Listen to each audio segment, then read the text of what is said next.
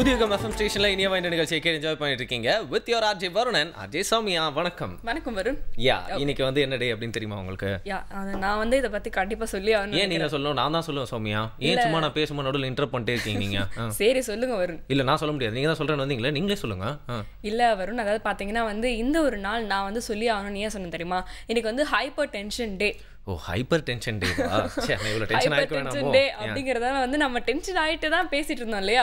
அதுக்கு ஒரு சின்ன இன்ட்ரோ மாதிரி நம்மளே கொடுத்தோம். ஒரு எக்ஸாம்பிள் கொடுக்கலாம்ல ஹைப்பர் டென்ஷன் என்ன சொல்லிட்டு. பட் எனிவே பாத்தீங்கன்னா ஹைப்பர் டென்ஷனை பத்தி நமக்கு இவ்வளவுதான் தெரியும். வரும் நம்மளுக்கு தெரிஞ்சது வந்து தப்பா கொடுக்கலாம். பட் நம்ம தெளிவா தெரிஞ்சுக்க போறோம். நிறைய விஷயங்கள்லாம் கேட்க போறோம். நிறைய क्वेश्चंसலாம் எழுதி வச்சிருக்கோம் இல்லையா? பட் 8 மணிக்கு தான் அவங்க வருவாங்கல்ல. ஆமா, அத பத்தி நாம பேசுறதோட ரெண்டு ஸ்பெஷலான கெஸ்ட் பேசினா நல்லா இருக்கும் இல்லையா? சோ அவங்க கிட்ட நம்ம வந்து 8 மணிக்கு தான் பேச போறோம். அதுக்கு முன்னாடி பாத்தீங்கன்னா வந்து நம்ம இந்த கோத்தெல்லாம் கண்ட்ரோல் பண்ற மாதிரியான சில எளிய பயிற்சி முறைகள்.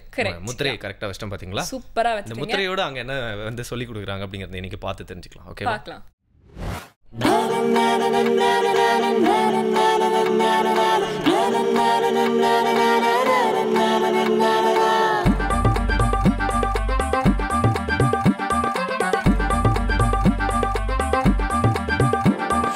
கையிலே கிடைத்த செல்வமே இந்த நாளல்லவா.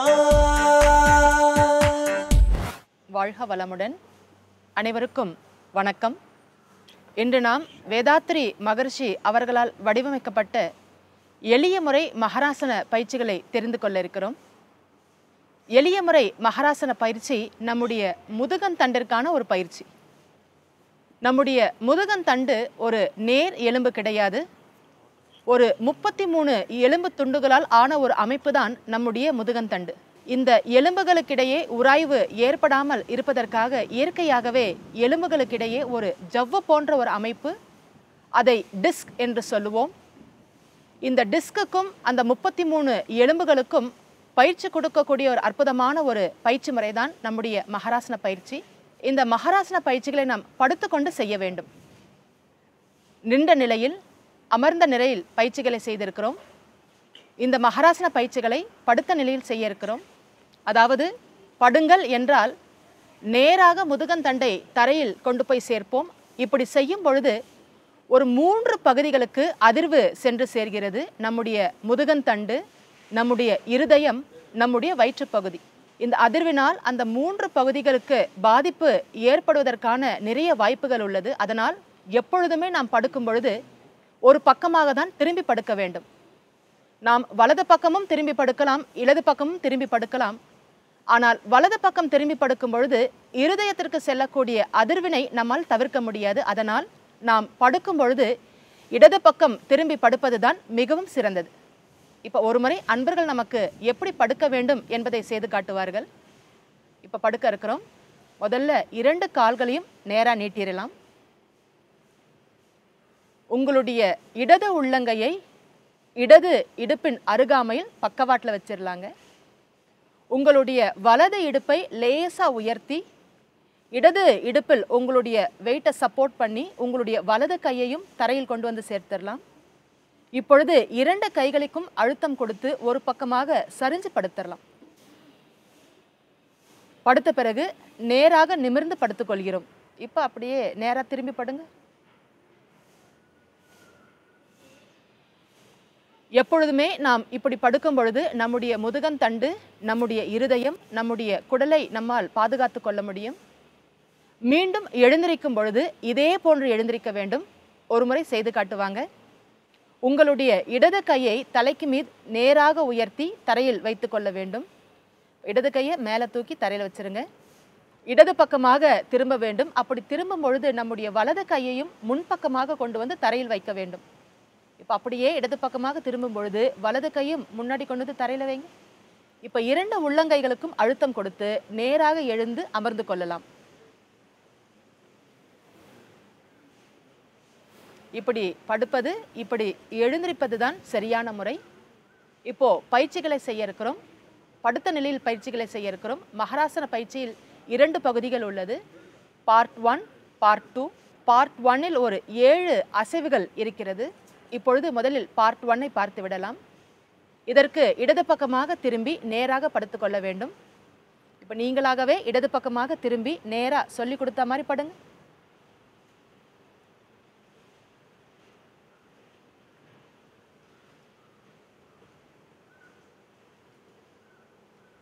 இந்த நிலைக்கு வந்த பிறகு பொசிஷன் கவனிங்க.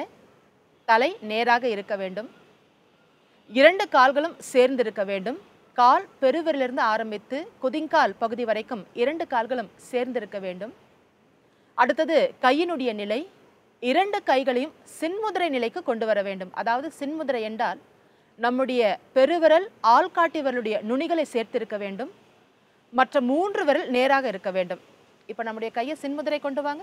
கட்டை விரல் ஆள்காட்டி விரலுடைய நுனிகள் சேர்ந்திருக்கணும். 3 விரல் நேராக இருக்கணும். கைகளை சின்முதிரை நிலைக்கு கொண்டு வந்த பிறகு 2 உள்ளங்கைகளையும் மேல் நோக்கி திருப்பி வைத்து கொள்ள வேண்டும். உள்ளங்கைகளை மேல் நோக்கி திருப்பிய பிறகு 2 கைகளையும் தொடையை விட்டு ஒரு 45 டிகிரி தள்ளி வைத்து கொள்ள வேண்டும். இப்போ 2 கையும் ஒரு 45 டிகிரி தள்ளி வச்சுக்கோங்க. இந்த நிலையில் நாம் பயிற்சி செய்யும் பொழுது நமக்கு பயிற்சி சுலபமான ஒரு பயிற்சியாக மாறிவிடும். இப்போ மகராசன் பார்ட் 1இல் நான் கொடுக்கக்கூடிய கமாண்ட் நம்முடைய தலைப்பகுதிக்கு தான். நான் ரைட் என்று சொல்லும் பொழுது தலையை வலது பக்கம் திருப்ப வேண்டும். வலது இடுப்பிலிருந்து ஆரம்பித்து இடது கால் சுண்டுவரல் நுனி வரைக்கும் இடது பக்கம் நோக்கி உடலை முறுக்கியிருக்க வேண்டும். இப்போ ஒரு முறை செய்து காட்டுவாங்க. இப்போ முதல்ல உங்களுடைய தலையை வலது பக்கமாக திருப்புங்க. உங்களுடைய வலது கை பார்ப்பது போல் வலது பக்கமாக தலையை திருப்பி வச்சுக்கிறோம். வலது இடுப்பை உயர்த்தி இடது கால் சுண்டுவரல் தரையை தொடுவது போல் உங்களுடைய உடலை முறுக்க வேண்டும். இப்போ ஆப்போசிட் டைரக்ஷனில் உடம்பை முறுக்குங்க. கால் சுண்டுவரல் தரையை தொட்டிருக்க வேண்டும். கால் பெருவிரல் மீது பெருவிரல் இருக்க வேண்டும். குதிங்கால் மீது குதிங்கால் இருக்க வேண்டும். முழங்கால் மீது முழங்கால் இருக்க வேண்டும். இப்போ நார்மல் பொசிஷனுக்கு வந்துடலாம். தலை உடல் நேராக கொண்டு வரலாம். இப்போ லெஃப்ட் என்று சொல்லும் பொழுது தலையை இடது பக்கமாக முறுக்க வேண்டும். உடலை வலது பக்கம் நோக்கி திருப்ப வேண்டும். இப்போ தலையை ஃபர்ஸ்ட் லெஃப்ட் சைடில் டர்ன் பண்ணுங்க. இப்போ வலது பக்கம் நோக்கி உடலை முறுக்குங்க. கால் பெருவிரல் மீது பெருவிரல் இருக்க வேண்டும். 2 முழங்கால்களும் நேராக இருக்க வேண்டும். முழங்காலை நாம் மடக்கக்கூடாது. நார்மல். தலை உடல் நேராக கொண்டு வருகிறோம். இதே போன்று 3 முறை செய்ய வேண்டும்.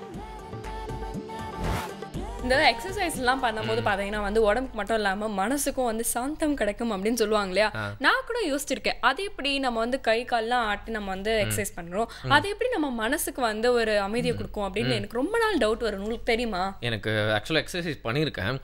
நீங்கள் சொல்கிற அந்த ஃபீலிங் தான் பிளிஸ் அப்படின்னு நான் நினைக்கிறேன். ஆக்சுவலாக பார்த்தீங்கன்னா என்னதான் டயர்டாக உடம்புல ஃபுல்லாக எக்ஸசைஸ்லாம் பண்ணி ஸ்ட்ரெயின் பண்ணி வச்சிருந்தாலும் உள்ளுக்குள்ள அந்த பிளிஸ் வந்து என்ன பண்ணுறேன்னா எல்லாத்துலையும் கோஆர்டினேட் பண்ணி ஒரு கான்சன்ட்ரேஷன் கொண்டு வருது இல்லையா. அதனால அந்த மாதிரி ஒரு ஃபீலிங் கிடைக்குது அப்படின்னு நான் நினைக்கிறேன். பரவாயில்ல, உங்களுக்கும் வந்து பல மேட்டர் தெரிஞ்சிருக்குன்னு நினைக்கிறேன். நானும் ஜிம்முக்கு ஃபீஸ்லாம் கட்டி போயிருக்கிறேன் சோமியா. பட் இனிமே பார்த்தீங்கன்னா இந்த மாதிரி ஆசனாஸ் இந்த மாதிரி நிறைய விஷயங்கள்லாம் வந்து டெய்லி கற்றுக்கிறது ரொம்ப நல்ல விஷயம். இப்போலாம் கூட எனக்கே ஒரு நாள் கண்டிப்பாக யூஸ்ஃபுல்லாக இருக்கும். அது கண்டிப்பாக இந்த மாதிரி நிறைய விஷயங்கள் காத்துட்டு இருக்குல்ல புதிய எஃப்எம் ஸ்டேஷனில். இது இனியவை என்று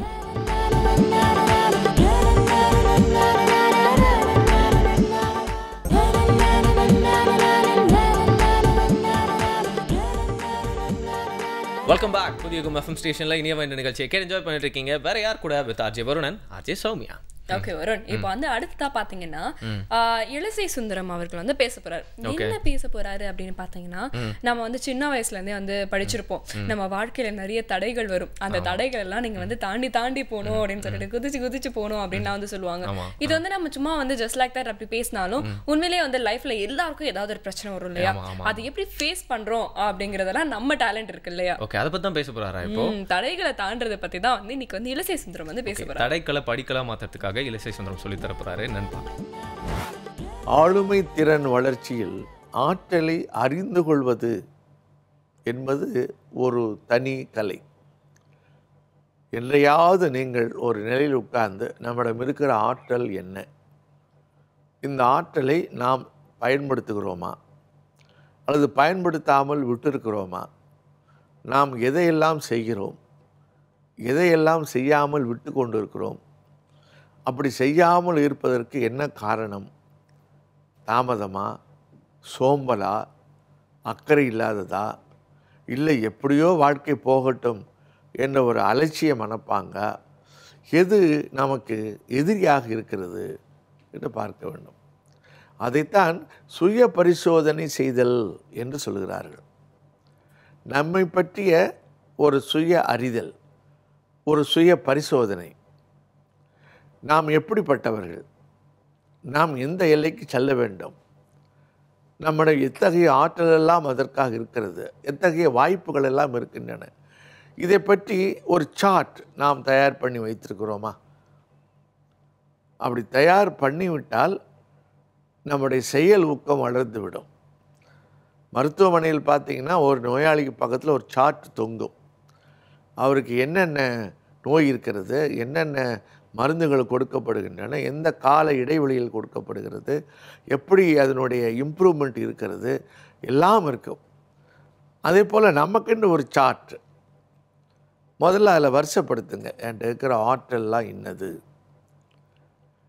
அதை சரியாக நம்ம அசஸ் பண்ணுறோமான்னு பார்க்கணும். குறைச்சி அசஸ் பண்ணிவிடக்கூடாது. சில பேருக்கு ஓடுகிற ஆற்றல் இருக்கும், ஆனால் தனக்கு இவ்வளவுதான் முடியும் என்று அவர்களாக ஒரு தீர்மானம் பண்ணியிருப்பார்கள். ஆனால் வாய்ப்பு வருகின்ற போது அதை விட கூடுதலாக ஓடுகிற ஆற்றல் அவர்களுக்கு இருக்கும். வேடிக்கையாக ஒரு சம்பவம் சொல்லட்டுமா? கல்லூரியிலே விளையாட்டு போட்டியிலே ஒரு மாணவன் 100 மீட்டர்ஸில் இத்தனை வினாடிகளில் அதை கடந்து முதல் பரிசு பெற்றிருக்கிறான். அவனுக்கு என்ன நம்ம மேக்சிமம் ஓடணும், ஒருவேளை அடுத்த இதில் நாமே நம்மளுடைய ரெக்கார்டை உடைக்கலாம் என்று நினைத்திருக்கலாம். ஆனால் அதே மாணவன் எங்கேயாவது கிராமப்புறங்களுக்கு போய் கொஞ்சம் இந்த நாய்கள் அதிகமாக நடமாடுற ஒரு எல்லைக்குள்ளே மாட்டிக்கிட்டார்னு வைங்க, 2 நாய் கடிக்கிறதுக்கு அவரை விரட்டுதுன்னு வைங்களேன், அப்போ அந்த நாயிடமிருந்து தப்பிப்பதற்காக அவர் ஓடியிருப்பார் பாருங்க ஓட்டம். அந்த ஓட்டத்தை நீங்கள் கணக்கெடுத்தீங்கன்னா விளையாட்டு போட்டியில் ஓடின ஓட்டத்தை விட 3 மடங்கு கூடுதலாக ஓடியிருப்பார். அப்படியானால் அது அவருக்குள் இருக்கிறது. ஆனால் அவர்தான் தன்னுடைய ஆற்றலை முழுமையாக எடை போட தவறிவிட்டார். இதற்கு ஒரு பரிசோதனை வைப்பார்கள். இந்த மோட்டிவேஷன் கிளாஸ் நடத்தும் போது ஒரு பரிசோதனை என்ன என்றால், ஒரு பெரிய கண்ணாடி கூண்டு, அந்த வகுப்பெடுக்கிறவர் என்ன செய்வார், இந்த சின்ன சின்ன ரப்பர் பந்துகள்லாம் இருக்கு இல்லையா, அதை அந்த கண்ணாடி குடுவையினுடைய வாயிலுள்ள உள்ளே போட்டுகிட்டே இருப்பார். போட போட போட போட அது அப்படியே நிறைஞ்சி அந்த வாய் வரைக்கும் வந்துடும்.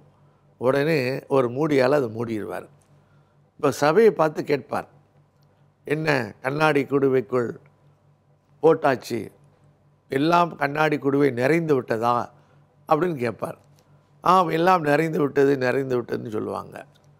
ஒன்று அவர் சொல்லுவார், இல்லை நிறையவில்லைம்பார். சின்ன சின்ன கோழி குண்டு இருக்குது பாருங்கள், அதை எடுப்பார். அதை எடுத்து மூடியை திறந்து உள்ளே போடுவார்.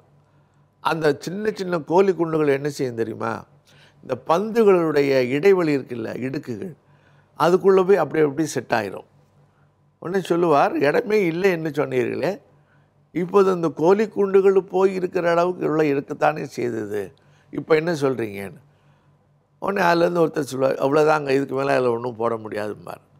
இவர் சொல்லுவார், முடியும். என்ன செய்வார் தெரியுமா, மணல் இருக்கு இல்லையா, அந்த மணல் எடுத்து அப்படியே தூவுவார் உள்ள. அது இன்னும் சின்ன சின்ன இடுக்குகள் இருக்கும் இல்லையா, அதுக்குள்ளே போய் அப்படியே செட் ஆகும். இப்போ அவர் கேட்பார், எல்லாம் முடிஞ்சிருச்சான்னு. ஆமாம், இன்னமும் ஒன்றும் போட முடியாதும்பாங்க. இல்லை முடியும்பார். உடனே வாடியில் தண்ணி எடுத்து அப்படியே உள்ளே ஊற்றுவார். உள்ளே இருக்கிற அந்த மணல் அந்த தண்ணீரை அப்படியே ஏற்றுக்கொள்ளும்.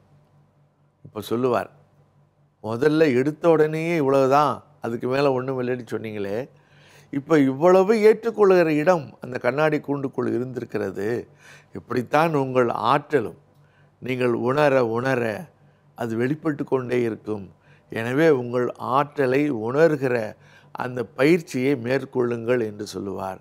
இதுதான் ஆளுமை திறனுக்கு அடிப்படையான ஒரு குணம்.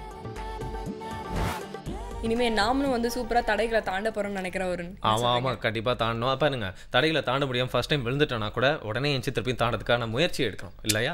செம்ம மாரல் சயின்ஸ் கிளாஸா இருக்கு. நானும் வந்து நம்ம எல்எஸ்ஏ சுந்தரம் சார் மாதிரி ஏதாவது சொல்லலாம் ட்ரை பண்ணேன். பட் இனிமே பாத்தீங்கன்னா இப்போ சித்த மருத்துவத்தில் வந்து அருண் பேச போறாரு. என்ன விஷயத்தை பத்தி எனக்கு சொல்ல போறாரு? ஓகே, அவர் வந்து பாத்தீங்கன்னா சீரகம் அதை பத்தி தான் வந்து பேச போறாரு. சீரகம்னா அந்த கிச்சன்ல ஒரு பெரிய டப்பால ஒரு குட்டி கிண்ணத்துல இருக்குமே, அதுவா சொல்றீங்க? அவ்வளோ பெரிய கிச்சன்ல அவ்வளோண்டு டப்பால அவ்வளோண்டு கிண்ணத்துல இருக்கு அவ்வளோண்டு சீரகம் பத்தி பேச போறாரு. ஆனா அந்த அவ்வளோண்டு சீரகத்துக்குள்ள எவ்வளவு பெரிய விஷயங்கள் இருக்கு தெரியுமா? தெரியாதே. அதை வந்து பார்த்து தெரிஞ்சுக்கலாம். இன்னைக்கு வந்து டாக்டர் அருண் கிட்ட கேட்டு தெரிஞ்சுக்கலாம். முதல்ல வந்து இதை சீரகம்னு சொல்லணுமா அல்லது ஜீரகம்னு சொல்லணுமா? நிறைய பேர் அதை ஜீரகம் தான் சொல்கிறாங்க. அது ஜீரகம் இல்லை, சீரகம். சீரகத்தை நீங்கள் பிரித்து பார்த்தீங்கன்னு வைங்க, சீர் கூட்டல் அகம்னு பிரியும். இப்போ அகத்தில் உள்ள பிரச்சனை, அதாவது வயிற்றில் உள்ள பிரச்சனையை தீர்ப்பதில் முதன்மையாக வைப்பது வந்து இந்த சீரகம். இது மருந்தை எப்படி பயன்படுத்துறது அப்படின்னு பார்த்தீங்கன்னா, நல்லெண்ணெயில் ஜீரகத்தை போட்டு காய்ச்சிக்கணும். அதாவது 1 லிட்டர் நல்லெண்ணெய் எடுக்கிறோம் அப்படின்னா ஒரு கைப்பிடி அளவு, ஒரு உள்ளங்கை அளவு ஜீரகத்தை அந்த நல்லெண்ணெயில் போட்டு கொதிக்க வைக்கணும். அப்படி கொதிக்க வைக்கும் போது ஜீரகம் செவந்து மிதக்கிற பதத்தில் இறக்கி வடிகட்டி வச்சுக்கணும். அந்த தைலத்தை அசை தைலம்னு சொல்லுவோம். சீரகத்துக்கு இன்னொரு பேர் அசை அப்படின்னு சொல்லுவோம். அசை அந்த தைலத்தை ரெகுலராக நம்ம எண்ணெய் தேய்ச்சி குளிக்க சொன்னோம் இல்லையா, 4 நாட்களுக்கு ஒரு முறை. இந்த 4 நாட்களுக்கு ஒரு முறை எண்ணெய் தேய்ச்சி குளிக்கிறதுக்கு இந்த தைலத்தை பயன்படுத்தினா நான் சொன்ன இந்த மயக்கம், கண் நோய்கள், வாந்தி, பித்தம், இன்னும் குறிப்பாக ஹைப்பர் டென்ஷன், அதிக உறுதி அழுத்தம் இருக்குது பார்த்தீங்களா, இந்த அதிக உறுதி அழுத்த நோயாளிகள் எல்லாமே இந்த தைலத்தை தேய்ச்சி பயன்படுத்தி குளிச்சுட்டு வந்தாலே பிபி வந்து கண்ட்ரோல் ஆகும். இன்னும் முக்கியமாக ஜீரகம் முதலுதவி மருந்தாக கூட செயல்படும். எந்த நோயின்னு கேட்டிங்கன்னா, மூக்குலேருந்து நீர் வடிஞ்சிட்டே இருக்குது, மூக்கடைப்பு இருக்குது, தும்மல் இருக்குது மாதிரி வந்ததுன்னா ஒரு சுத்தமான காட்டன் துணி, ஒரு பருத்தி துணியில் சீரகத்தை ஒரு விரல் அளவு, ஒரு 3 விரல் அளவு எடுத்து, வீட்டிலே கற்பூரம் இருக்கும் எல்லார் வீட்லேயும், அந்த கற்பூரத்தையும் எடுத்து துணியில் முடிஞ்சிட்டு அந்த துணியை கைகளால் நசுக்கி அந்த நெடியை நம்ம துவாரங்களில், மூக்கு துவாரங்களில் வச்சுட்டு இருந்தாலே மூக்கில் வந்து நீர் வடிகிறது, மூக்கடைப்பு, தும்மல் இது எல்லாமே உடனடியாக சரியாகும். இது வந்து ஒரு எமர்ஜென்சி மெடிசனாகவே யூஸ் பண்ணலாம். இன்னொரு விதமாகவும் பயன்படுத்தலாம். பசியின்மையினால் இருப்பாங்க, அதாவது பசியே இல்லை சார், எதை சாப்பிட்டாலும் வெறுப்பாக இருக்குது, சாப்பாடே பிடிக்கல, எனக்கு சாப்பாடு சரியாக ஜீரணம் ஆக மாட்டேங்குது, புளிச்சு எப்போ வருது, ஒரு மாதிரி கேராக இருக்குன்னு சொல்கிறோம், கிருகிருப்பு, இதுக்கெல்லாம் கூட ஜீரகத்தை வந்து மற்ற மருந்துகளோட சேர்த்து எளிமையாக வீட்டிலே செய்யக்கூடிய மாதிரி ஒரு மருந்து இருக்குது. அதாவது திரிகடுகு, நீங்கள் சொன்ன மாதிரி சுக்கு, மிளகு, திப்பிலி, அப்புறம் ஏலக்காய், ஜீரகம், இது எல்லாமே சம அளவு எடுத்துக்கணும். அதாவது எல்லாம் ஈக்குவல் பார்ட், அதாவது 10 கிராம்னா எல்லாமே 10 கிராம், 50 கிராம்னா எல்லாமே 50 கிராம் எடுத்து நல்லாவே பவுடர் பண்ணி லேசாக சளிச்சிட்டு அந்த பவுடரை காலை, மதியம், இரவு 3 வேளையும் உணவுக்கு முன்னாடி 1 டீஸ்பூன் அளவு எடுத்து தண்ணியில் கலந்து குடிச்சிங்கனாலே அந்த பசியின்மை, புளிச்ச எப்பம், வாந்தி, கிருகிருப்பு, மயக்கம் இது எல்லாமே அதில் குணமாகும். இந்த சூரணத்துக்கு பேர், இது இந்த மாதிரி மருந்து கலைகளை சேர்க்குறத நாங்கள் சூரணம்னு சொல்லுவோம் சித்த வைத்தியத்தில். அந்த சூரணத்துக்கு பேர் பஞ்ச தீபாக்கினி சூரணம் அப்படின்னு பேர். இல்லை எனக்கு காரமான மருந்துகள் ஒத்துக்காது அப்படின்னு நீங்கள் நினைக்கிறீங்கன்னா இதே லேகியமாகவும் செஞ்சு சாப்பிடலாம். இப்போ அந்த பவுடரில் இந்த லேகியத்தை நம்மளே வீட்டில் செய்யலாம், நம்மளே செய்யலாம். அந்த பவுடர் அளவுக்கு சர்க்கரை எடுத்துக்கணும், வெல்லம் எடுத்துட்டு அதை பாகு காய்ச்சிக்கணும். பாகு காய்ச்சிட்டு இந்த பவுடரை அதில் கொட்டி கிளறி கொஞ்சம் நெய்யும் தேனும் கலந்து எடுத்து அது லேகியமாகவும் பயன்படுத்தலாம். தீபாவளி லேகியமாக, இது இன்ஸ்டண்ட்டாக எல்லாரும் செய்யக்கூடிய லேகியமாக, தீபாவளி லேகியமாக கூட இதை பயன்படுத்த முடியும். பஞ்ச தீபாக்கினி லேகியம்னு அதுக்கு பேர். இதெல்லாம் வீட்டிலே செய்யக்கூடிய மருந்து தான். நம்ம வீட்டில் எல்லாமே இருக்குது, சுக்கு இருக்குது, மிளகு இருக்குது, திப்பிலி வேணால் பக்கத்தில் வாங்கிக்கலாம், ஏலக்காய், சீரகம், இது மட்டும்தான். இது இருந்தாலே நம்ம பசியின்மைங்கிற அந்த குழந்தைகள்லாம் பசி இல்லைன்னு சொல்லுவாங்க. ஸ்கூல் கோயிங் சில்ட்ரன்ஸ் எல்லாமே ஸ்நாக்ஸை நிறைய சாப்பிட்டுட்டு பசி இல்லைன்னு சொல்லுவாங்க. ஐஸ்கிரீம் சாப்பிடுவாங்க, சாக்லேட் நிறையா சாப்பிடுவாங்க, கூல்ட்ரிங்க்ஸ் குடிப்பாங்க. இதெல்லாம் தேவையில்லையோ அதெல்லாம் நம்மளே கொடுக்குறோம். குழந்தை அமைதியாக இருக்கட்டும் அப்படின்னு நம்மளே அதை திணிக்கிறோம். இதெல்லாம் கொஞ்ச நேரம் அமைதியாக இருக்கட்டும், நம்ம ஏதாவது லேப்டாப்பில் பார்க்கலாம் அப்படின்ட்டு வந்து நம்ம வேலையை நம்மளால பார்க்க முடியும் தான் யோசிக்கிறோம். அதனால இதெல்லாம் நம்ம கொடுத்து பழக்கிறோம். அதுதான் பழக்கலை, நம்ம பழக்கிறோம். அதுல இருந்து வெளியில வர்றதுக்கு இந்த லேகியத்தை பயன்படுத்தலாம். நல்ல ஜீரணத்துக்கு உதவும். இந்த பஞ்ச தீபாக்கினி சூரணத்தை சாப்பிடும்போது குழந்தைகளுக்கு நல்ல பசி எடுக்கும். குழந்தைகள்ங்கிறதுனால லேகியமாக கொடுத்தா அது அல்வா மாதிரி ஈஸியாக அதை எடுத்துக்கவும் சொல்லும். அதனால் பஞ்ச தீபாக்கினி லேகியத்தை குழந்தைகளுக்கு பசியின்மைக்கு நல்லா பயன்படுத்தலாம். ஜீரகத்துடைய சீர் பிளஸ் அகம், சீரகத்துடைய அழகான விஷயங்களை வந்து மகத்துவத்தை வந்து இன்னைக்கு தெரிஞ்சுக்கிட்டோம். வேறொரு பகுதியில் வேறொரு விஷயத்தையும் தெரிந்து கொள்ளலாம். பாருங்களேன், இந்த மாதிரி ஸ்ட்ரெஸ் லீஃப்க்கும் வந்து சீரகம்லாம் யூஸ் ஆகுது அப்படின்னா நீங்கள் சொன்ன மாதிரி சின்ன விஷயத்துக்குள்ள எவ்வளோ பெரிய மேட்டர்லாம் அடங்கியிருக்கு இல்லையா? ஆமாம், இந்த ஸ்ட்ரெஸ் அப்படிங்கிறது தான் உண்மையிலேயே ஒரு பெரிய விஷயமா இருக்கு. ஆனால் அந்த பெரிய விஷயத்த ஒரு சின்ன பொருள் வந்து அப்படி ஜஸ்ட் லைக் தட் வந்து எல்லாமே யாராவது கொஞ்சம் ஸ்ட்ரெஸ்டாக இருந்தாங்கன்னு வச்சுக்கோங்க, டென்ஷனாக இருந்தாங்கன்னா தம்பி இங்கே வாப்பா, உனக்கு தேவை கொஞ்சம் சீரகம் வந்தா அப்படின்னு சொல்லிடலாம் இல்லையா? அதே மாதிரி சீரக தண்ணி கூட நிறைய பேர் வந்து குடிப்பாங்க. அதெல்லாம் வந்து கேள்விப்பட்டிருக்கேன். சம்மருக்கு ரொம்ப நல்லது அப்படின்னு சொல்லுவாங்க. ஸோ நம்ம அதெல்லாம் வந்து ட்ரை பண்ணலாம். புதிய எஃப்எம் ஸ்டேஷன்ல இது இனிய வை என்று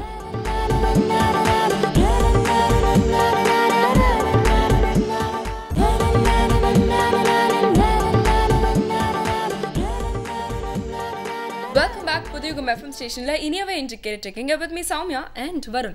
ஓகே வருண், இப்போ வந்து பாத்தீங்கன்னா பொதுவா வந்து இந்த பெரியவங்க எல்லாருமே என்ன சொல்லுவாங்கன்னா, நம்ம சின்ன பசங்களுக்கு இந்த ஜெனரேஷன் பசங்களுக்கு இந்த நியூஸ் தெரிஞ்சுக்கிறது, நாட்டு நடப்பு பத்திலாம் வந்து அக்கறை இல்ல அப்படின்னு வந்து நிறைய பேர் சொல்றாங்க. ஆனா உண்மையிலே பாத்தீங்கன்னா இப்ப எல்லாம் வந்து சின்ன பசங்க வந்து அவங்க என்னதான் வந்து டிவி உட்காந்து பார்க்கலனாலோ இல்ல நியூஸ் பேப்பர் படிக்கலனாலோ மொபைல்ல பாத்தீங்கன்னா ஆப்ஸ் டவுன்லோட் பண்ணிட்டு அது மூலமா அவங்க வந்து டெய்லி கரண்ட் அஃபேர்ஸ் என்னன்னு சொல்லிட்டு அப்டேட் பண்ணிட்டே வராங்க தெரியுமா. ஓகே, இந்த மாதிரி சின்ன பசங்களாம் வந்து ஃபோனை குஞ்சு பார்த்துட்டே இருக்காங்க, நிறைய பேர் கம்ப்ளைண்ட் பண்ணுறாங்க. ஸோ அவங்களை வந்து நியாயமாக வந்து காப்பாற்றலாம் அப்படிங்கிற மாதிரி நீங்கள் சொல்ல நியூஸ் இருக்குன்னு நினைக்கிறேன். பட் நீங்கள் சொல்ல ட்ரூ தான். இதுக்காக நிறைய ஆப்ஸ்லாம் வச்சு ரொம்ப ஈஸியாக நியூஸ்லாம் பார்த்துட்டு இருக்காங்க. பட் என்ன தான் ஈஸியாக நீங்கள் நியூஸ்லாம் இந்த டிஜிட்டலில் பார்த்தா கூட சில பேர் சுவாரஸ்யமாக அதுக்கு நடுவில் ஒரு கான்வர்சேஷன்லாம் வச்சு சொல்கிற மாதிரி சுவாரஸ்யமாக இருக்குமா சொல்லுங்கள். வில்லு பாட்டு மாதிரி வந்து பாட்டு பாடிக்கிட்டே சொல்கிறதும் வந்து பயங்கர சுவாரஸ்யமாக இருக்குல்ல. ஸோ அப்படிப்பட்ட ஒரு சுவாரஸ்யமான நியூஸ் இப்போ நம்ம பார்க்கலாம்.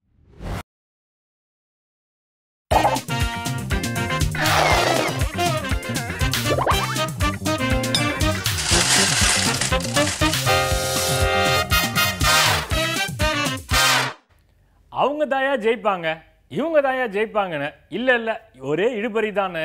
அவங்களும் ஜெயிக்க வாய்ப்பில்ல, இவங்களும் ஜெயிக்க வாய்ப்பில்ல, இடையில கூடி இன்னொருத்தங்க வந்துருவாங்க. இப்படி ஆளுக்கு கணிப்பு சொல்லி கண்ணை கட்டி காட்டுல அலைய விட்டாங்க. அத்தனை கணிப்புக்கும் பதில் சொல்ல தேர்தல் தீர்ப்பு வந்து சேர்ந்துருக்கு. கொண்டாட்டத்துல பங்கேற்க தோற்றவங்களுக்கு தோல் கொடுக்க நம்மோட பங்கும் இருக்கணும்ல. வாங்க போயிட்டு வந்துருவோம்.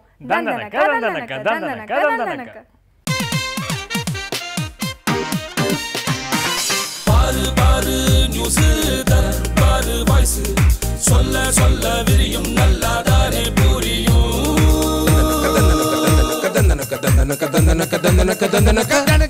பலருக்கு தெரியா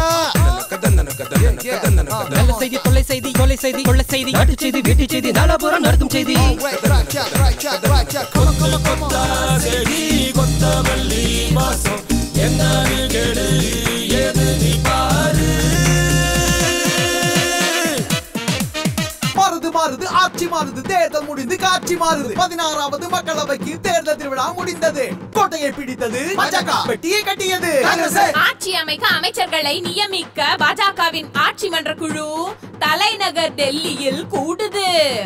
தனி பெரும்பான்மையுடன் ஆட்சி அமைக்கும் மோடிக்கு தலைவர்கள் வாழ்த்து.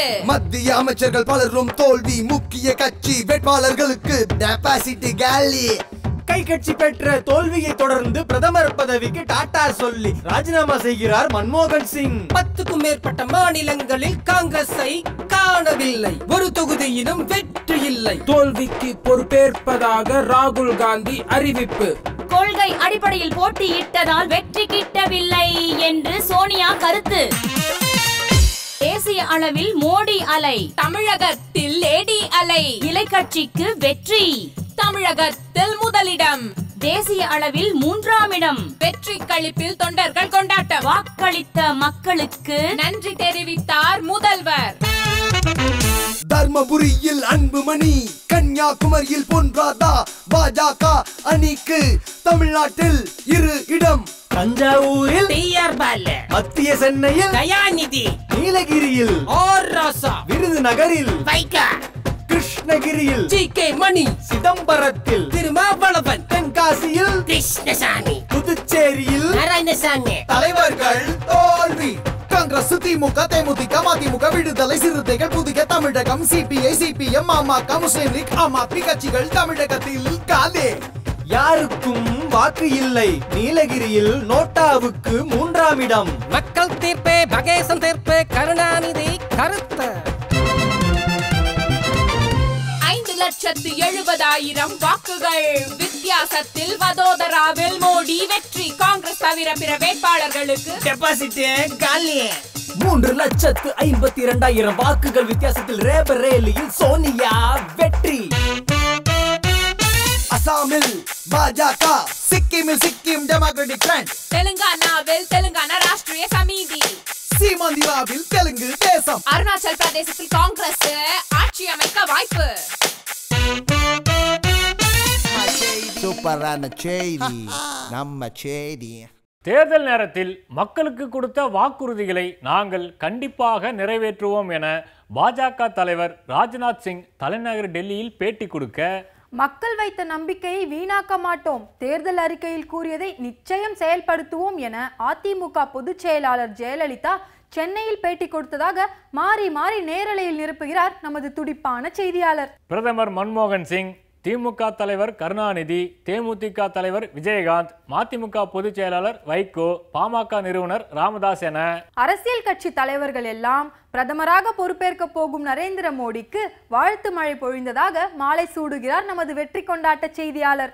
தேசிய அளவில் வெற்றி பெற்ற மோடிக்கும் மாநில அளவில் வெற்றி பெற்ற ஜெயலலிதாவுக்கும் தமிழக திரையுலக சூப்பர் ஸ்டார் ரஜினிகாந்த் வாழ்த்து சொல்லி டிவிட்டியதாக ஃபாலோ செய்கிறார் நமது ஆன்லைன் செய்தியாளர். கனவுகளை எல்லாம் தகர்த்து தவிடு பொடியாக்கி படுபாதாளத்தில் தள்ளிய வாக்காளர்களின் தீர்ப்பை கனவிலும் நினைத்து பார்க்கவில்லை என்று கைக்கட்சி தலைவர்கள் கன்னத்தில் கை வைத்துள்ளதாக ஆளில்லா சாலையிலிருந்து தகவல் சொல்கிறார் நமது நம்பர் 10 ஜன்பத் சாலை செய்தியாளர். ஒருபோதும் தோல்வி கண்டு தோலப்போவதில்லை. வந்து சேர்ந்த தேர்தல் முடிவுகள் மக்களுக்கு மகிழ்ச்சி என்றால் எங்களுக்கும் மகிழ்ச்சிதான் என்று திமுக பொருளாளர் மு.க. ஸ்டாலின் தனக்குத்தானே ஆறுதல் சொல்லிக் கொண்டதாக தேற்றுகிறார் நமது தேர்தல் செய்தியாளர். இந்த தேர்தல் முடிவை பொறுத்தவரையில் மக்களுக்கு மகிழ்ச்சி என்றால் அது எங்களுக்கு மகிழ்ச்சி. ஈழப் பிரச்சனையின் தாக்கம்தான் தமிழ்நாட்டில் கைக்கட்சியின் தோல்விக்கு காரணம் என்று சொல்லிவிட முடியாது. எங்களிடம் இருந்து பிரிந்து போன சூரிய கட்சியின் நிலைமையை பார்த்தீர்களா என்று தமிழக காங்கிரஸ் கட்சி தலைவர் ஞான தேசிகன் தோல்விக்கான காரணத்தை அலசி ஆராய்ந்ததாக தட்டி விடுகிறார் நமது சத்தியமூர்த்தி பவன் செய்தியாளர். தமிழகத்தில் சூரிய கட்சி மங்கி மறைந்து போனதற்கு வேட்பாளர் தேர்வு முதல் எல்லா விஷயத்திலும் தலைவரின் தலையீடு இல்லாமல் போனதுதான் காரணம் என திமுகவில் இருந்து நீக்கப்பட்ட மு.க. அழகிரி காரணம் கண்டுபிடித்து சொன்னதாக அலைபேசியில் பதிவு செய்கிறார் நமது தொலைத்தொடர்பு செய்தியாளர் என்று கூறிக்கொண்டு நாங்களும் அடுத்த செய்திக்கு தாவுகிறோம். கொடியின் தோரணமும் குங்குமமும் சந்தனமும் தென்னை மாவிலையும் தெருவெங்கும் பூமணமும் எங்கும் எங்கும் இன்பம் இன்பம் தான். இப்படி கலகலப்பா நடந்த தேர்தல் திருவிழாவோட வேடிக்கை கொண்டாட்டம் எல்லாம் முடிஞ்சு போச்சு. முடிவுகள் வந்து சேர்ந்துருச்சு. ஆட்சி அதிகாரம் யாரோட கையிலன்னு திருவாளர் வாக்காளர்கள் எழுதின தீர்ப்பு பூட்டி வச்ச பெட்டிக்குள்ள இருந்து துள்ளி குதிச்சு வெளியே வந்துருச்சு. அடுத்தது என்ன? இதுவரைக்கும் இருந்தவங்க இடத்த காலி பண்ண வேண்டியதுதான். புதுசா வரவங்க நாற்காலியை தூசி தட்ட வேண்டியதுதான். சரி, அதுக்குள்ள கடைசி நாள் திருவிழாவை வேடிக்கை பார்த்துட்டு வந்துருவோம் வாங்க.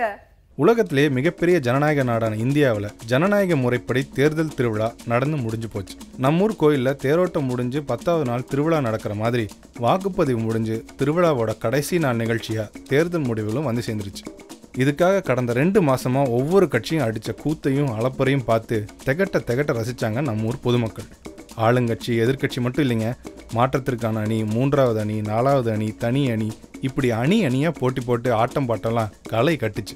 தொங்கு பாராளுமன்றம் அமையும், எந்த கட்சிக்கும் பெரும்பான்மை கிடைக்காது, மாநில கட்சிகள் தான் பிரதமர் பதவியே தீர்மானிக்கும் அப்படின்னு ஆளாளுக்கு ஜோசியம் சொன்னாங்க. ஆனால் பாருங்க, அத்தனையும் ஊதி தள்ளிட்டு தாமரை கட்சி தனி பெரும்பான்மையோட செங்கோட்டையில் கால் பதிச்சிருச்சு.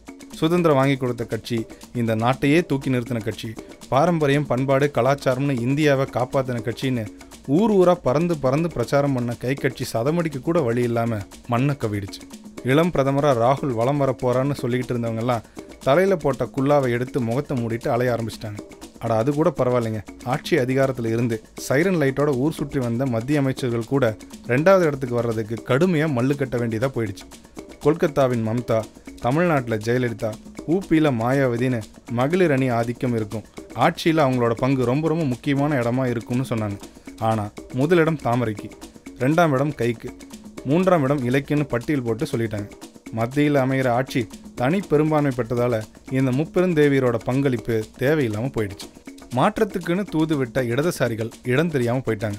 ஊழலை ஒழிக்க போகிறோன்னு கிளம்பின விளக்குமாத்து கட்சியும் அடித்த அலையில் மறைஞ்சு போயிடுச்சு. தேர்தல் களத்தில் குஜராத் மாடல்னு தினசரி விளம்பரம் செஞ்சாங்க. இப்போ பாருங்க, மோடி பிரதமராக வரப்போகிறாரு.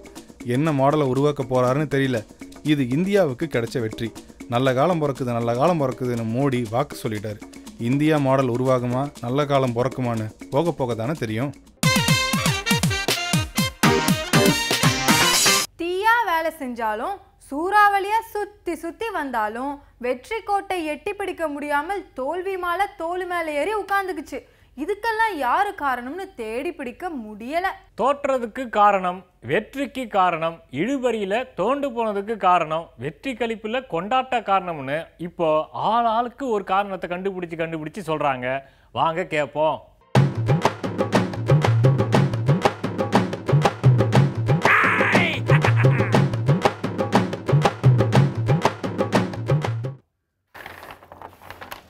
உண்மையிலேயே இந்த தேர்தல் வந்து பார்த்தீங்கன்னா ஜனநாயகத்துக்கு கிடைச்ச வெற்றிங்க. நம்ம பக்கத்து நாடுகள்லாம் பார்த்தீங்கன்னா அங்கே சுதந்திர போராட்டம் பண்ணும்போது எந்த கட்சி இருந்துச்சோ அதே கட்சி தான் தொடர்ந்து இருக்குது. பத்தாவதுக்கு சர்வாதிகாரமாலாம் கூட அங்கே இருக்குது. ஆனால் காங்கிரஸ் கட்சி நல்ல முறையில் தேர்தல் நடத்தி ஜனநாயகத்தை காப்பாற்றுறதே உண்மையான வெற்றி தாங்க. மற்றபடி காங்கிரஸ் கட்சி 100 இடத்துக்கு கம்மியாக வந்திருக்குது அப்படின்னு சொல்கிறாங்க. நான் என்ன சொல்கிறேன்னா, இதே மாதிரி தேர்தலில் ஒரு சமயத்தில் பாரதிய ஜனதா நாடு பூரா சேர்த்தியே மொத்தம் 2 தொகுதியில் தான் ஜெயிச்சிருக்குது. அந்த மாதிரி நிலைமை கூட இருந்துக்குது. அதே மாதிரி காங்கிரஸ் கட்சி கூட 400 இடங்களுக்கு மேலே ஜெயிச்ச காலமெல்லாம் இருக்குதுங்க. அதனால் இது ஒன்றும் உங்களுக்கு இன்னும் புதுசு கிடையாது. வெற்றி தோல்வியை நாங்கள் மனதார ஏற்றுக்கிறோம். நாங்கள் எதிர்கட்சியாக இருக்கோம், வந்து நல்லபடியாக மக்களுக்காக பாடுபடுவோங்க. ஆமாம், இப்படி தோத்தாலும் மீசியில் மண் நோட்டிலேன்னு சொன்னது நான் இல்லைங்க, தமிழ்நாடு காங்கிரஸ் கட்சியோட தலைவர் ஞான தேசிகன். தமிழ்நாட்டில் நாங்க வெளியிட்ட தேர்தல் அறிக்கை மற்றும் மக்களுக்காக நாங்க செஞ்ச நலத்திட்டங்கள் எல்லாம் பார்த்து எங்களை ஓட்டு போட்டு ஜெயிக்க வச்ச தமிழ் மக்களுக்கு ரொம்ப நன்றிங்க. அது மட்டும் இல்லாம நாங்க ஜெயிக்கிறதுக்கு உறுதுணையா இருந்த வட்டச் செயலாளர், நகர செயலாளர், மாவட்ட செயலாளர் மற்றும் ஒன்றிய செயலாளர், அது மட்டும் இல்லாம மிக்க முக்கியமான தொண்டர்கள் எல்லாருக்கும் மிக மனமார்ந்த நன்றிங்க. அதாவது நாங்க இந்த தேர்தலில் என்னென்ன வாக்குறுதிகளை கொடுத்தோமோ அதெல்லாம் கண்டிப்பா நிறைவேற்றுவோங்க. மக்கள் என் மேல வச்சிருக்க நம்பிக்கையும் கழகத்து மேல வச்சிருக்க நம்பிக்கையும் கண்டிப்பா நாங்க காப்பாத்துவாங்க. பலோன் பலோன் பலோன் அப்படின்னு சொன்னது நான் இல்லைங்க, தமிழக முதல்வர் ஜெயலலிதா.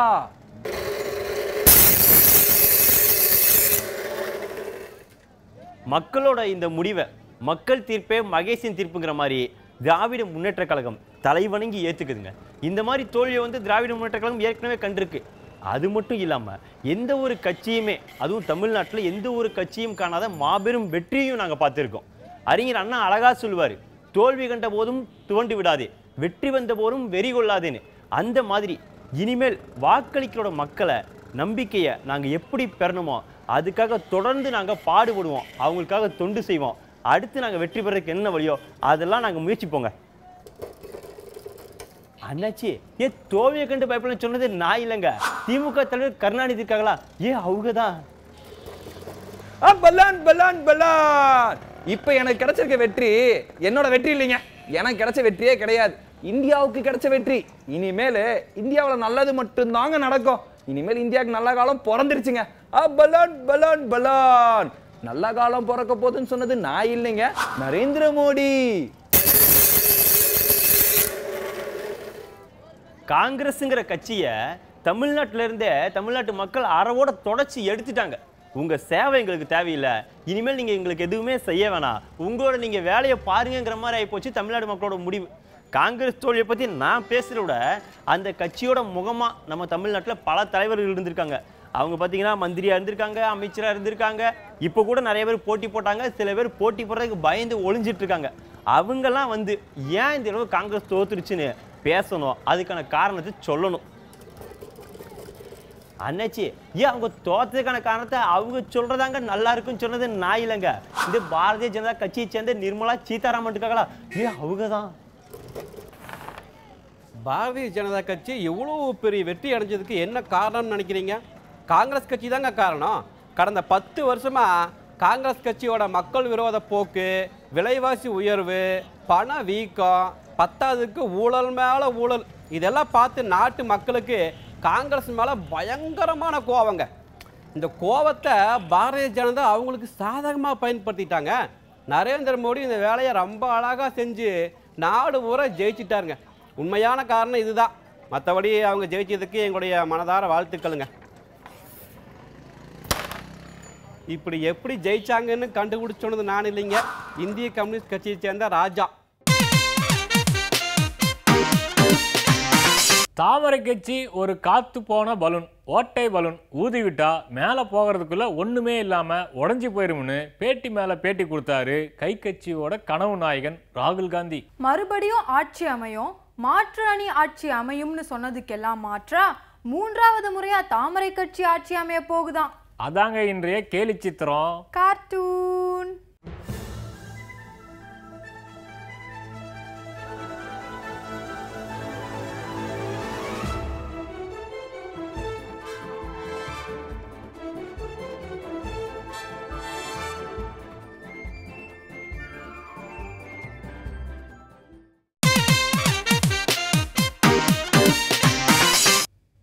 மனுஷன் வசிக்கிறதுக்கு ஒரு வீடு வேணும். ஆமாம், வீடுங்கிறது உட்கார்றதுக்கு இடம் வேணும். அடிப்படை உரிமை.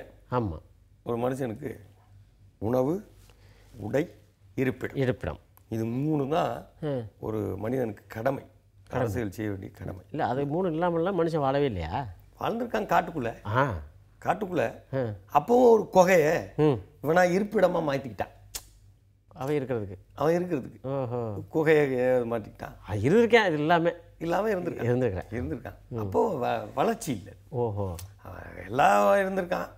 இன்னைக்கு வீடு ஒரு வீடுங்கிறது அடிப்படை தேவை. கண்டிப்பாக எல்லாருக்கும் வீடுங்கிறது தேவை. அது இல்லாமல் இன்னும் கோடான கோடி மக்கள் இருக்கான் வீடு இல்லாமல். ஆமாம், ஒரு படத்தில் சாப்ளின் ஒரு படத்தில் ஒருத்தருக்கு ஒரு சேர்மனுக்கு விருது கொடுப்பாங்க.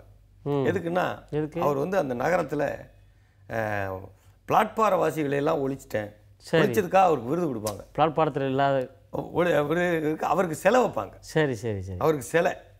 யாருக்கு? பிளாட்பாரத்தை எல்லாம் ஒழிச்ச பிளாட்பாரங்கள் வாழ்ந்தவங்களெல்லாம் ஒழிச்சு அவங்களுக்கெல்லாம் எல்லா வசதியும் செஞ்சு கொடுத்த ஒருத்தருக்கு சிலை வைப்பாங்க. கொண்டாட்டம், சிலை திறப்பு விழா. சிலையை திறப்பாங்க. அந்த சிலைக்கு கீழே ஒரு பிளாட்ஃபார்ம் இருக்கும்ல, அதில் சாப்ளின் படுத்திருப்பாரு. முடிச்சிட்டேன்னா அவர் ஒரு பிளாட்பாரவாசியாக இருப்பார். அப்படிதான் உலகம். எவ்வளோ பெரிய செய்தி அது. ஆமாம், அண்ணாந்து பார்க்கின்ற மாளிகை கட்டி அதன் அருகினில் ஓலை குடிசை கட்டி. அது ஏன்டா குடிசையை கட்டுற? அப்படி மாளிகையில் எவனா இருக்கணும்? இல்லை, அந்த குடிசை தெரியுமில்ல, அந்த கோபுரத்தை கட்டின உடனே இந்த குடிசையில் உட்காந்து தானே அவன் படுத்துருவான். கொத்தனார் தானே.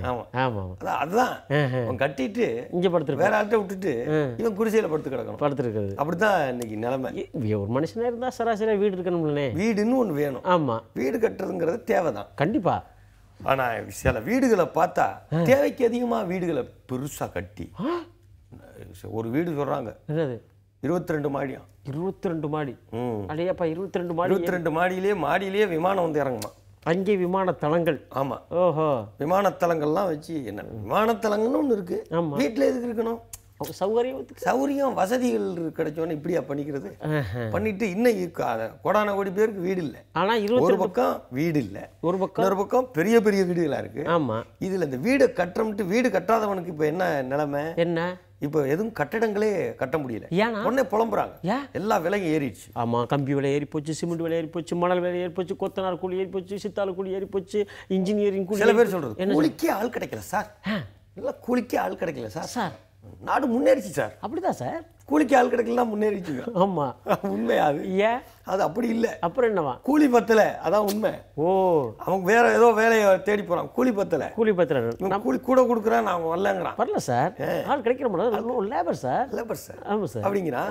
மணலை அள்ளி வீட கட்டணும்னு ஒரு கன அடி மண் சேர்றதுக்கு 200 வருஷம் ஆகும். ஒரு கனடி மண் சேர்றதுக்கு எத்தனை 200 வருஷம் ஆகும். ஆனா அந்த கனடி அள்ளுறதுக்கு எவ்வளவு ஆகுது? பொக்லைன்ல வச்சு இப்படி அள்ளி நட்டுவாக்களி மாதிரி இருக்கு. ஆமா, அள்ளி மண்ணுல ஆத்துல தண்ணி ஓடுச்சுன்னா தண்ணி எப்ப வேணாலும் வந்துடும். ஆமா, நமக்கு இன்னும் 10 வருஷமோ 15 வருஷமோ. நீங்க இயற்கை சென்னையில இருந்து எடுத்துட்டோம்னா எத்தனை ஆறு இருக்கு? ஆமா, வற்றாத ஜீவநதி. ஆமா, காவிரி, தென்பெண்ணை, பாலாறு, தமிழ் கண்டதொரு வைகை பொருணை நதி. ஆமா, இப்ப ஆறு தண்ணி இல்ல, வறண்ட நதி ஆயிடுச்சு. ஆமா, நமக்கு என்ன பயம்னா தண்ணி இன்னும் ஒரு 10 வருஷம் கழிச்சு வந்துடும். சரி, எப்படியோ ஆட்சிகள் எல்லாம் மாறி இயற்கைகள் ஒழுங்கா பிழைஞ்சு அணைகள் எல்லாம் வந்து இப்ப ஒரு பிரிவு கரெக்டா வந்து எப்படி வந்துதான் ஆகணும். கண்டிப்பா பள்ளத்தை நோக்கி தான் தண்ணி வந்தாகணும். இயற்கை அது. அப்படி தண்ணி வரும்போது இங்க ஆறுன்னு ஒண்ணு இருக்கணும். அது ரொம்ப முக்கியம். அதை மணலை அள்ளி பட்டா போட்டு வித்துருவாங்க. மணல் இருந்தா மட்டும்தான் நீர் வளம், நீர் ஆதாரங்கிறது அதான் இருக்கு. அதை இன்னைக்கு தோண்டி அழிச்சிட்டு எவ்வளவு மணல் விலை ஏறிடுச்சு. ஏன் ஏறுது? இல்ல ஏறுது. ஏன் இல்ல? ஏன்னா அள்ளிட்டான், மொத்தமா அள்ளிட்டான். அப்ப சிமெண்ட் விலை ஏறுது. சிமெண்ட் விலை ஏறுது. ஏன்? இயற்கையில இருந்து எடுத்துதான் சிமெண்ட் தயாரிக்கிறான். ஆமா, அதையும் வெட்டி எடுத்துட்டான். இப்ப கல்லு விலை ஏறி போச்சு. கம்பி விலை, கல்லு விலை. ஆமா, ஆமாம், அது கல் விலை ஏறி போச்சு. மண் எல்லா இயற்கையிலேருந்து எடுக்கிறதா, கம்பி எல்லாம் எல்லா விலையும் ஏறணும்னு விலையேற்றத்தை தடுக்கவில்லை, அதை தடுக்கவில்லை. நீ எதுக்கு இவ்வளோ கட்டணம் கட்டுற? இது மாதிரி இப்போ நீ எல்லா கட்டுமான விலை பொருள்கள் ஏறி நீ எல்லாம் அந்த அப்படியே அந்த தொழிலே ரொம்ப பேர் கவலை என்னன்னா அந்த தொழில் முடங்கி விட்டனா. தொழில் முடங்கி போயிடுச்சுன்னு சொல்கிறாங்க. அதுக்கு பின்னாடி இருக்க இயற்கை வளங்க அழிஞ்சு போச்சுங்கிறத யாரும் பேசலை. தொழில் முடங்குச்சின்னு தான் பேசுகிறாங்க ஒழிய இயற்கை அழிஞ்சுக்கிட்டே இருக்கு. அதுதான் ரொம்ப முக்கியம். தேசிய கட்சி, மாநில கட்சி, மத்திய கட்சி எல்லா கட்சியும் மல்லு கட்டி கடைசியில் ஒரு கட்சி ஆட்சி, தனி கட்சி ஆட்சி, தனி பெரும்பான்மையோட பிரதமர் நாற்காலியை பிடிச்ச செய்தி, டெபாசிட் காலியாகி காணாமல் போன செய்தின்னு ஏகப்பட்ட செய்தியை இன்னைக்கு தோசையில் உண்டு கழிச்சிருப்பீங்க. ஆனாலும் கண்டு கழிப்பதற்கு ஏகப்பட்ட செய்திகள் இருக்கு. யார் அமைச்சராக போறா, என்னைக்கு பதவி ஏற்பு விழா, வெற்றி தோல்வி காரண காரியம் என்னென்ன, இப்படி கேள்வி மேல கேள்வி இருக்கத்தானே செய்யும். அத்தனைக்கும் பதில் சொல்ல அடுத்த பேப்பர் தோசை வருது. அது வரைக்கும் புது யுகத்துல காத்துருங்க.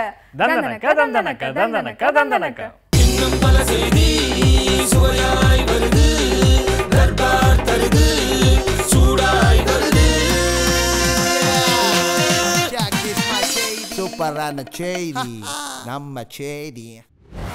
பொதுவாக நிறைய ஷெஃப்லாம் கரண்டி எடுத்தால் தோசை சொல்லாமல் வைக்க மாட்டார்ப்பா அப்படின்னு சொல்லுவாங்க. இவங்களாம் கரண்டி எடுத்தால் வந்து எல்லா நியூஸும் சொல்லாமல் வைக்க மாட்டாங்கப்பா அப்படிங்கிற மாதிரி இருக்குல்ல.